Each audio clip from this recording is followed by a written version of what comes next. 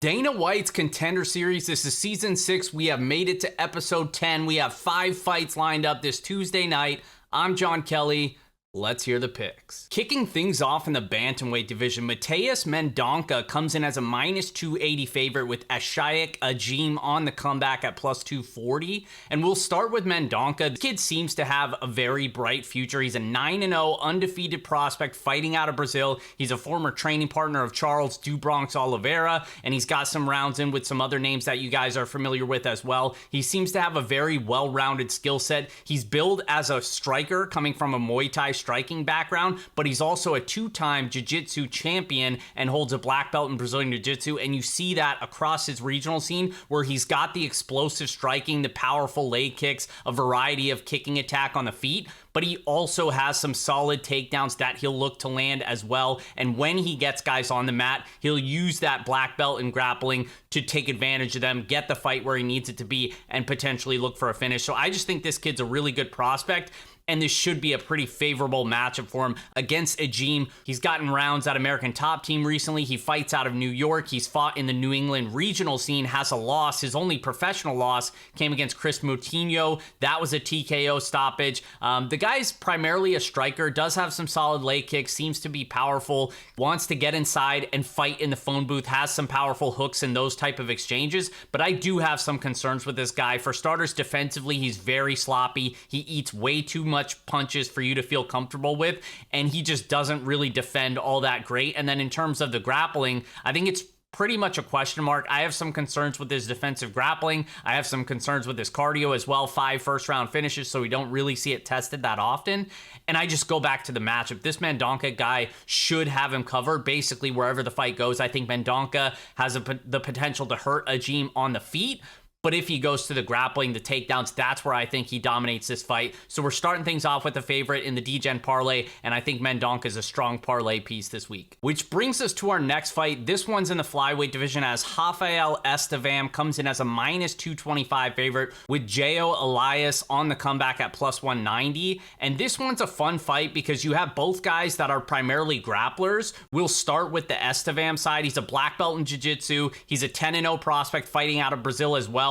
Got some solid takedowns, but he's not a bad striker either. Some good leg kicks, some powerful hooks as well. He's basically just competent wherever the fight goes. And then on the Elias side, I would actually comp him to like a Derek Minner type where he's pretty much going to be live against almost anybody, but he also could lose to just about anybody as well. That's just typically how he fights. He's a kill or be killed style of fighter. Very aggressive on the feet, does have some power, but he's gonna be a much smaller guy here. Estevam is gonna be 5 inches taller, 5 or 6 inches taller. Estevam is actually bigger than both the guys we just talked about in Bantamweight, and he's fighting at Flyweight. So he's a big guy, should have an overall strength advantage. I expect Elias to be aggressive early in the fight, potentially try to hurt him on the feet. He is a tricky submission grappler. Most of his wins have come by submission. Most of them have come inside the first round. A lot of them by armbar, not just from guard, but a lot of those he's rolling for an armbar in top position, which I don't really think he's going to be able to do that against a high-level black belt in Estevam, who is going to be the bigger fighter as well. So it's like, I think Elias might have a moment or two early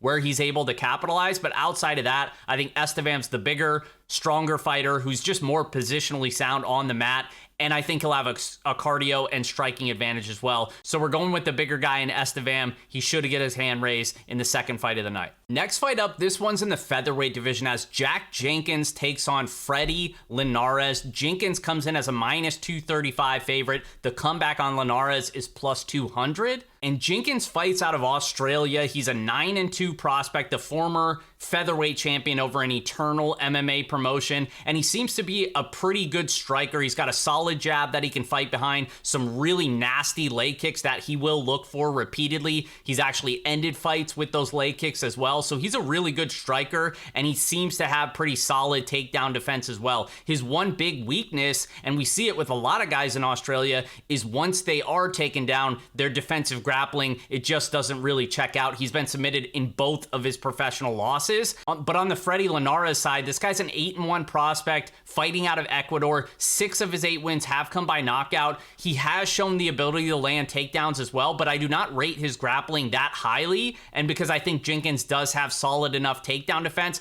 I think he could keep this one standing where he should have a significant striking advantage. This guy Linares is very sloppy defensively, gets hit a ton, and yes, he does have some toughness. He's willing to go to war and hang in there, but I just think he's really outclassed in terms of the striking, and that's where I expect this fight to play out. So Jenkins by TKO is going to be the official pick, and he's the play for the DGen parlay as well. Which brings us to our 4th fight of the night. This one's in the lightweight division. We have Sam Patterson, who takes on Vinicius Sensei. Patterson is currently a minus 240 favorite with Sensei on the comeback at plus 205. And this was my first bet of the week. I bet Sensei at plus 210 for a unit. I'm looking to add to that position as well as we get closer to Tuesday and the line opens up on more books as well. I'll be looking to add. I think this is clearly one of the better underdog spots of the entire season on Sensei, and I'll get into why. For starters, Patterson, I do think he's a solid prospect himself. He's super big for the division, very long. He stands at 6'4". He's going to have a reach advantage against a lot of people in this division, and he has some notable wins on paper as well.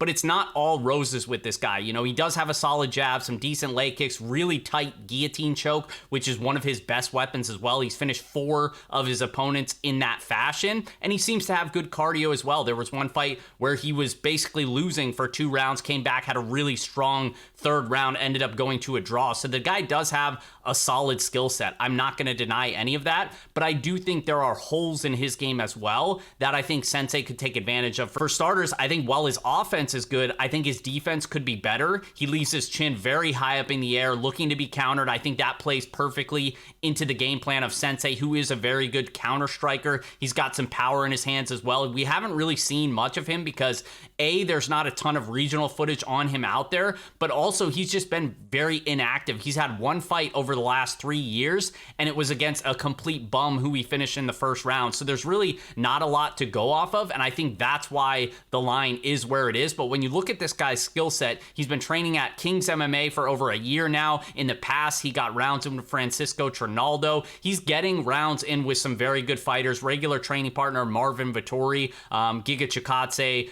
Nasrat Hakpress, just to name a few. This guy's very good. You ask anybody around him, they will tell you that this guy has a legitimate skill set. I think the striking is going to be very competitive. I actually favor the power of Sensei here in terms of the striking, and then in the grappling, I think Sensei is more likely to land takedowns as well. I think he's the better grappler. They're both brown belts in Brazilian Jiu-Jitsu. If Sensei can avoid being put in one of those tight guillotines by Patterson, I think he's the one more likely to be in dominant position and threaten on the mat. Positional TKO, I think, is live as well. But ultimately, I do think this one primarily plays out in the striking, and I could just see Sensei lighting him up with one of those big counters and getting him out of there. So like I said, I'm picking Sensei. He's a big underdog. I don't agree with the current odds. I think there's significant value on Sensei, so we're going with the dog in the 4th fight of the night. Which brings us to our main event. The wait is over. We have Bo Nickel returning to Dana White Contender Series. We, of course, saw him on episode 3 this season. He won in dominant fashion in the 1st round, and Dana White did not give him the contract, said, we're going to give you one more UFC fight. That's coming at the end of this season, which is now. So Bo Nickel returns. He's the talk of the town. Everybody loves this kid. High-level wrestling background. Proved his striking is legitimate as well, but really just went to the wrestling, submitted his opponent in the 1st round, and he's going up against a much better opponent, the best opponent that he's faced. He only has 2 professional fights, so we really haven't seen a lot of his skill set tested. Maybe we see that tested against Donovan Beard here, who's the former middleweight champion in Cage Fury promotion. That is a regional scene that I respect quite a bit. So the guy does seem to have a decent skill set. 7-1 prospect, 32 years old. He's got a couple finishes as well. He seems to be a pretty decent fighter, but I just keep going back to how difficult Bo Nickel is in terms of a matchup for anybody. I expect Bo Nickel to be able to have success with the takedowns, the grappling. I think Bo Nickel finishes Beard as well, makes a statement, and gets that UFC contract. Minus 1,800 odds. That should come as no surprise, but we're going with Bo Nickel in the final fight of the evening. So to recap for the DGen parlay, in the first fight, we're going with my guy Mendonca. I really like this prospect. I think he has a bright future in the UFC, and he's a strong parlay piece this week. So we're going with Mendonca in the first fight of the night. In the second fight, we're going with my guy Rafael Estevam. I think this one could be a sweat early or potentially once or twice in this fight, but I do think he's the more positionally sound grappler. I think he's just overall a better fighter than Elias, despite the finishing nature of Elias. So we're going with Estevam. In the third fight, Linares versus Jenkins. I think this one's going to play out in the striking, where I think Jenkins has a clear advantage. He can land those nasty leg kicks. He can land his heavy punching combinations as well. I just think he's going to light Linares up like a Christmas tree. So we're going with Jenkins in the third fight of the night. In the fourth fight, we're going with my guy Vinicius Sensei. I really think this is the best underdog spot relative to price that we've seen all season in the plus 200 range. I think this is a pick'em at worst. So we're going with Sensei. I think he's going to shock the world on Tuesday night. And then, of course, in the main event, Bo Nickel. It's no surprise. This kid's a stud. I'm not going against him here. Even at minus 1,800 odds, we got to go with the Penn State grad in the final fight of the night. So that's it, guys. 4 favorites, 1 underdog. As always, thanks for watching this season. I definitely appreciate it. Best of luck, and we'll see you guys next time.